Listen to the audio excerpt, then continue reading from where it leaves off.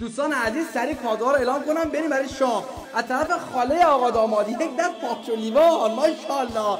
از طرف دایی عروس خانم یک دست شکلات خوری کاوه ضرب نخورن.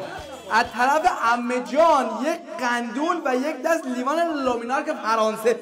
عمو جان که ترکوندن یک پتوی گلبافت تگ نفره. بنده هم داداش یک نوع ساعت هدیه میکنم خدمت در شما قوم عجوج مجوجن، قوم عجوج مجوجن شما. برداشتن برای ما ساعت و قندون و پارچ آوردن. پارچ میخوام کجام کنم؟ ورودی شما نفر 1,100,000 تومان. ما اینجا کارت کشیدم به عروس گفتم عروسی نگیره برداره بره یک مسافرتی چیزی پیله کرد قوم ما کادو بدن. الان کجا کادو دادن؟ چی دادن؟ چی آوردن؟